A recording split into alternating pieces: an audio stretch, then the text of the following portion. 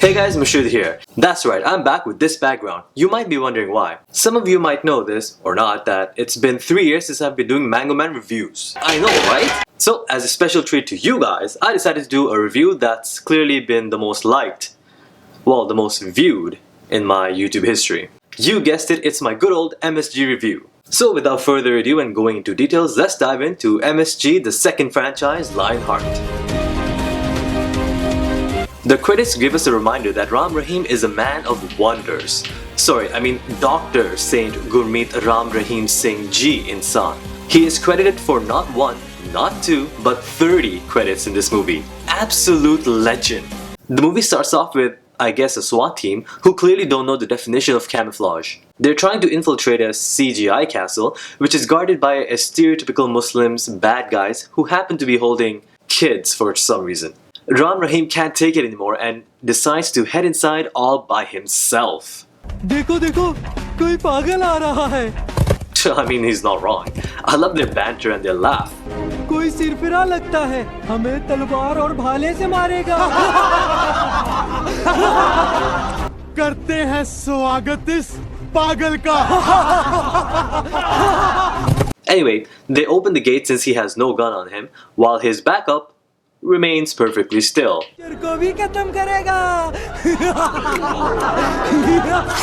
Man, this guy's laugh is so contagious.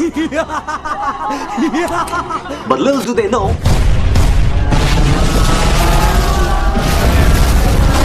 I have so many questions, but who cares? The guys tell him to surrender, but Ram Rahim chooses to kill them with their laser pointer. Yay! We just saw everyone being murdered in front of our eyes and are probably scarred for life, but yay! Run, children, be free. Live the rest of your life in the wilderness with no further help whatsoever.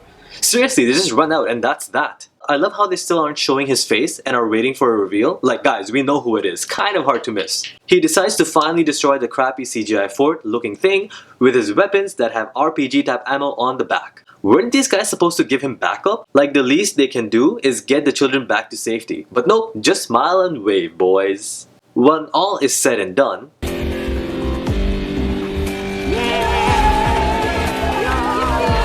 wow, okay, clearly these guys have the same reaction as the kids did when they were free from the bad guys.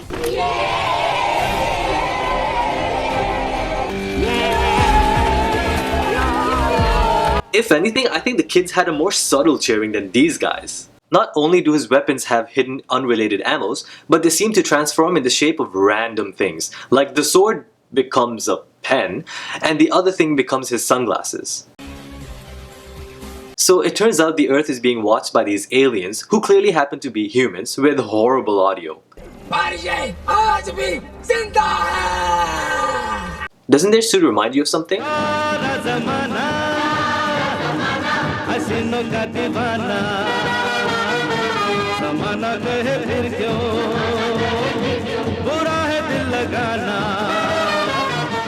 The alien states how even after 300 years, Ram Rahim is still alive and well. But now they can attack him and the planet with superpower weapons. So Ram Rahim gets a call from someone and he...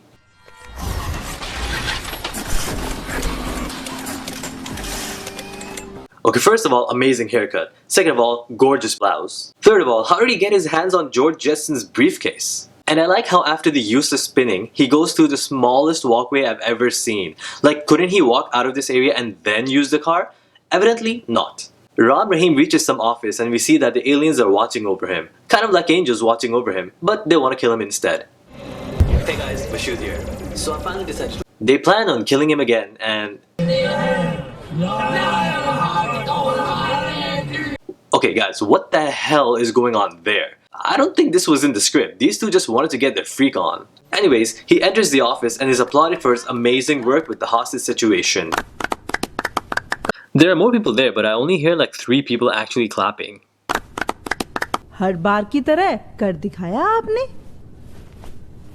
What the hell was that? Simply applauding would have been enough, but they had to put this awkward bowing down scene. सैमी की सुर में सुर मिलाएं. I saw that blue blouse. ये Sami semi auto दिखाएगी या fully auto? Okay, I got one too. ये सेमी है या सेमी ट्रक? सेमी हमें डिटैच कर दिखाएगी या सेमी डिटैच कर दिखाएगी? सेमी को सेमी कॉन्शियस कर दूं? Okay, that was way too far. They get to some theater-looking office, and Ram Rahim is advised they found some UFO language in their signals and are sure it's not from this world. They're afraid that these aliens might be planning to attack the world for no reason. So naturally, Ram Rahim takes out his laptop. Whoa, did he just disappear? Okay, you know what? A button would have been more efficient in this case, because pointing it with lasers is a bit too much. Come on. ये शैतान फिर से जाग गए। 300 साल पहले इन शैतानों ने धरती पे कब्जा करना चाहा था। जोश, आपको कैसे पता? क्योंकि मैं खुद एक शैतान हूँ। We jump into a 300-year-old flashback where we see someone who looks like Ram Rahim, named Sher Dil, who brings two lady warriors to the Raja of Rajasthan named Veer De. To prove how amazing they are, they...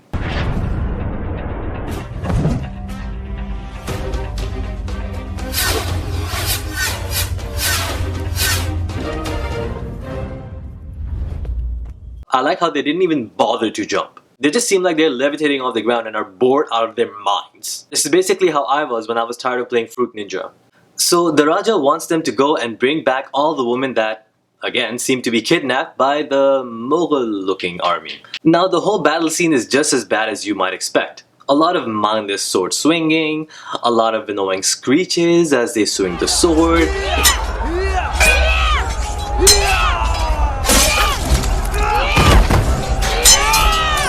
And CGI elephants?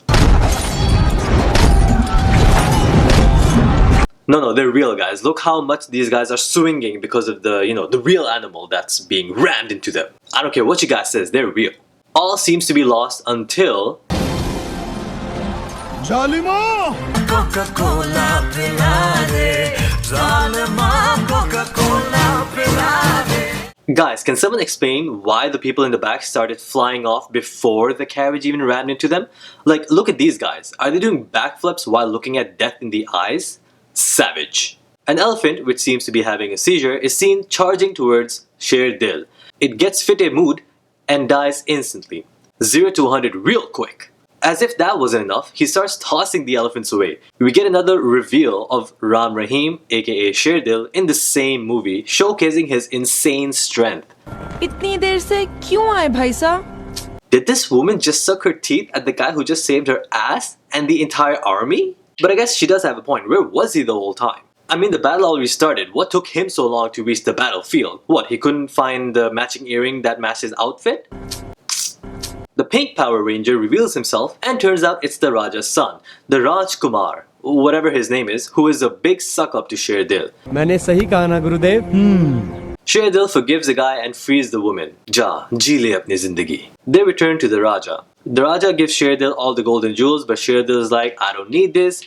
Distribute this towards, all the poor, which we all know is never gonna happen. And he walks away. शेर दिल जो इस राज्य का Okay, another thing that bothers me is how is everyone watching this?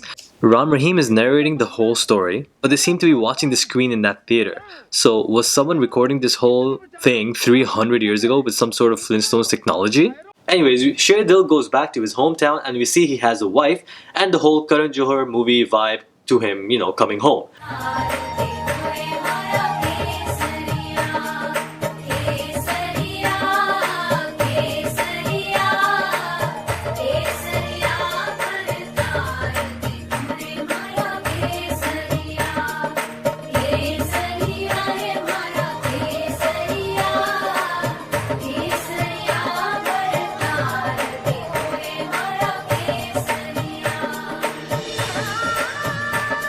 I'm not gonna lie, the same chorus repeated millions of times is now kinda catchy.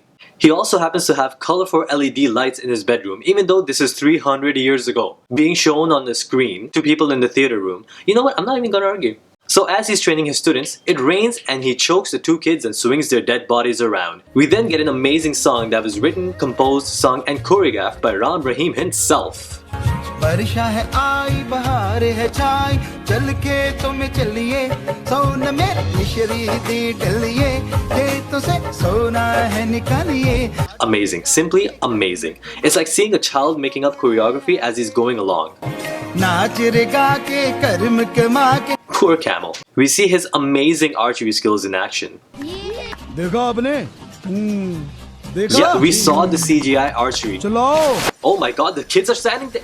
Oh, I thought they were, because it was the angle and they showed the kids, playing. And never mind. He gets the call from the Raja again about something and he has to leave. He runs into some kid who asks for a toy and he gives him a freaking sword. ठीक है दाता हुकुम, मैं साथी के साथ खेलूंगा. खेलो बेटा. गुमरानी सा. Yay! Screw you for cheating in hide and seek, you slut! Yay! Yeah! He reaches the palace and a messenger comes to tell them that some other prince is asking them to surrender or prepare to die. Sherdil advises him to give them 15 days, after which they will give their answer. So he goes to his army atop a mountain with the face of a lion. Come on! And gives them a pep talk. We then get another messenger from a nearby town indicating how everyone in the town has gone insane. Naturally, he goes to check out that village and... Okay guys, can we take a minute to appreciate his outfit? Look at those sleeves, ladies, try to control yourself. He fashioned this 300 years ago. He was clearly ahead of his time. And I don't think that was part of the movie. They just happened to visit Ram Rahim's followers and thought to put this in the movie. तो ये लोग डर क्यों रहे हैं? I don't know, maybe it's because how light years ahead you are with fashion? Haters gonna hate, bro. They find some old man who happens to be a traveler as well, hence he ain't crazy, but knows exactly what happened somehow. कई लोग कहते हैं, कुछ लोग आसमान से आए हैं. Oh. Chalo, ye bhi pagal nikla. He tells them how the aliens can shapeshift and take on the identity of humans. The only way to tell if the person has been replaced by the alien is by their eyes. They don't seem to blink at all. Sherdil goes back to the Raja to tell him what he heard from the crazy old man and right then get attacked by the aliens. Turns out the noise from the alien ship is what makes people go crazy.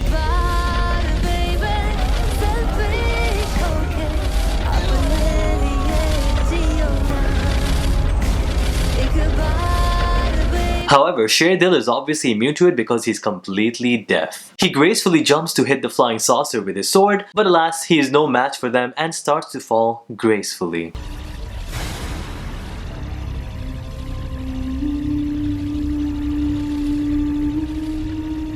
I like how the hair and cloth is just hanging even though he's supposedly falling. But suddenly... Turns out Sherdil was knocked out for 4 days and his village is now Crazy Town. This guy is... Okay, so here the scene they use such strict Hindi and with no subtitles, it was kind of hard for me to really grasp what was going on. So he's his like fairy godmother type of person who's like from the same lineage as he is, and he basically tells him how his lineage is, made for protecting people and has super strength and all that stuff. He also indicates how in order for humans to have similar weapons as the aliens, it'll take hundreds of years more. Sherdil, where are you looking at, bro? He's over there. At least look at the person while fake talking.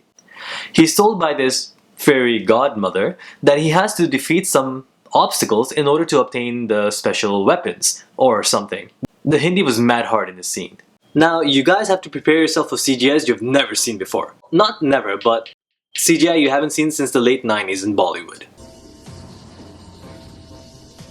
Yeah, just look at this late 90s RPG graphics. Absolutely stunning. Oh, thank God. I thought that totally fake snake was about to bite him. Then suddenly, we get a nice cameo from Creature 3D. Wow, this review turned out to be a callback to not one but two of my reviews. Glad to see Creature's doing well. Seems like he's lost a little weight. And dignity. So not only can he lick you, but apparently he has fire-breathing power. Which is a waste because...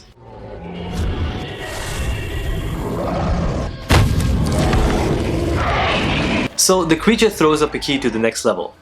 I'm not joking, he literally uses that key to open an invisible non-existent door. You know how as kids we played these games like Zelda? Yeah, Ram Rahim played those games maybe and wanted to be in that game. So much so that he made a segment out of it. Now, this next part is a little freaky, not gonna lie. He hears some woman crying and a face on the wall, advising him not to go towards the next door, and that key is going to set her free. As he gets closer because he's a perv,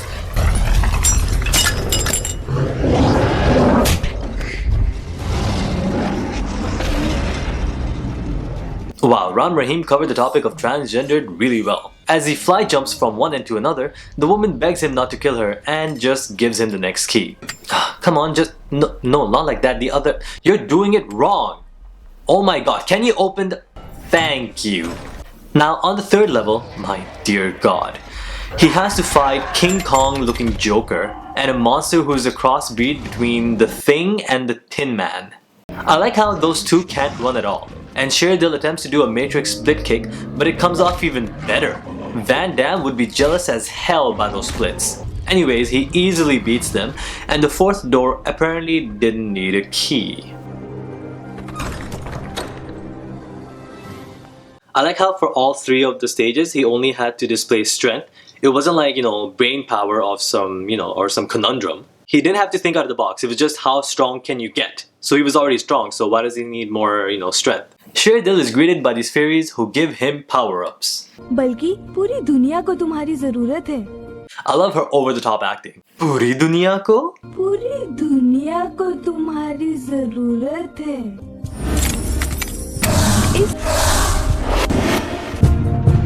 Nice. He visits his fans once again, but realizes they're still Poggle, so he runs away. Sheardil reaches the king's lair and realizes they are all aliens as they aren't blinking, so he defeats the king with his amazing weapons, which leads to his people becoming back to normal. We find out that the real kings are being held captive behind a mountain which is 4 days away. So they travel day and night in the same area apparently, and then come across some Muslims. Now Sheardil is supposed to show love and respect to all, even animals, but man, did they show Muslims in a negative light here. So the scene is, these guys are herding the cows. Sheardil gets upset because he thinks they're hitting them for no reason. Then he asks, आप इनका दूध पीते हो? हाँ। तो दूध तो माँ का पिया जाता है, इस लिहाज से ये आप सब लोगों की भी माँ हुई. oh snap, did he just pull a yo mama joke? God, that absolute savage! But the guys insist they will eat the cows as well, which gets them slapped out of their minds and they all run away. Wait, isn't this movie about being kind and loving to everyone? I mean, granted they were hitting the cows, but why did they have to be predominantly Muslims? That too during a time when you can't eat beef in India. Damn, this is how propaganda against Muslims are done. Anyways, they get to the beach and Sheardil pulls a Moses.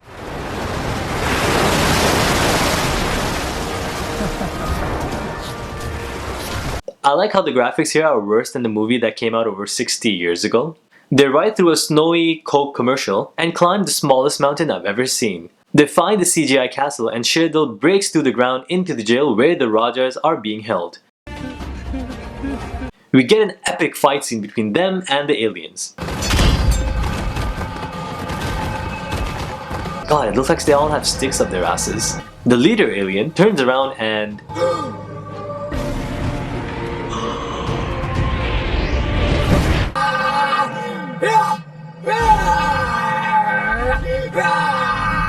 God, he growls more than that guy from Flying Jut. He gets shot by, I guess, lasers, but nothing happens to him or his Justice League because of his powers. He shoots the other alien crafts down.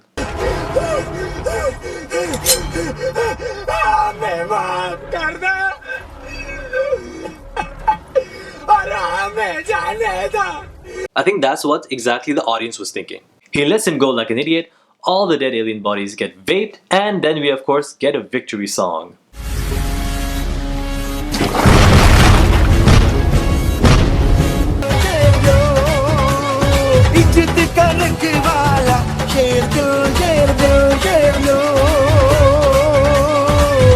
We get to the present where they're done watching the flashback on the big screen. I still don't know what's up with that.